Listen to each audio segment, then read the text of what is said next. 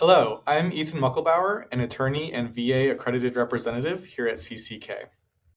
And I'm Jake Nadro, a lead advocate and VA accredited claims agent. Today, we will be discussing red flags in VA compensation and pension exams, or C&P exams.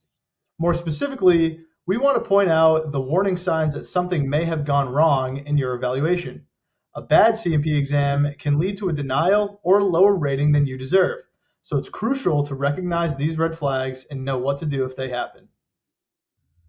So number one, the first red flag is if your examiner doesn't show up or just rushes through the exam. Sometimes, even if the examiner does show up, they barely ask you questions about your symptoms, they ignore key parts of your medical history, or they don't fully give you a chance to explain what's been going on with your disability. If this happens, we recommend documenting the experience and submitting a statement to VA explaining what happened during the exam. This can be really critical if you need to challenge a bad exam later, because if VA does rely on that exam, you can point to your statement as evidence that it was not complete or it didn't include all the necessary information. Number two, your examiner potentially might not have been qualified. Not all examiners are qualified to evaluate certain conditions. For example, an audiologist or someone that might test hearing levels should not be evaluating you for an orthopedic condition. Say you had an exam for a knee condition. If your examiner does not seem to understand the details of your condition, you may have an unqualified examiner. If you want to protect yourself, make sure you get your examiner's name and identifying information. Then research them after the exam. If you suspect that they're unqualified, potentially it was someone that wasn't able to evaluate you for your knee condition, you should raise that issue with VA. The third red flag is if you accidentally misrepresent your symptoms. It's very common for veterans to naturally downplay their conditions, like responding, "I'm fine," or saying nothing is wrong just out of habit. Others might unintentionally exaggerate their symptoms, which could lead to the examiner including a note of malingering or falsifying symptoms in the exam itself. To avoid this, our first recommendation is to be honest and specific about your symptoms, but our second recommendation is to bring a list of symptoms or prepare a statement before the examination. That way you have all the information you want to tell the examiner ahead of time, and you're not put on the spot trying to think of everything that's been going on with your condition.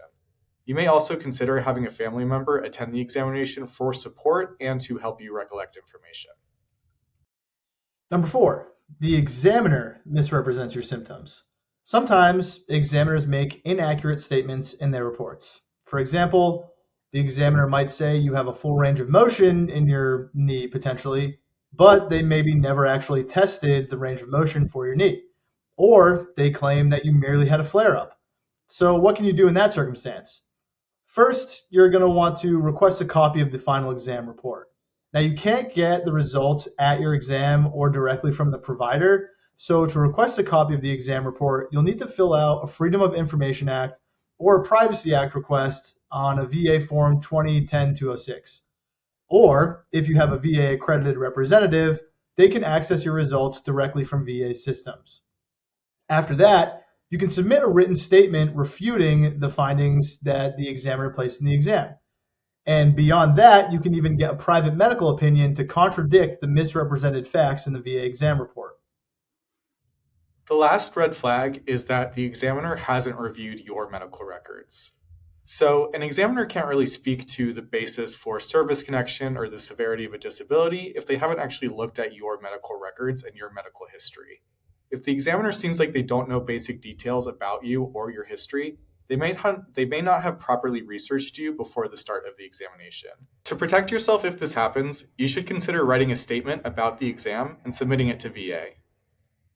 So to summarize, a bad C&P exam can hurt your claim.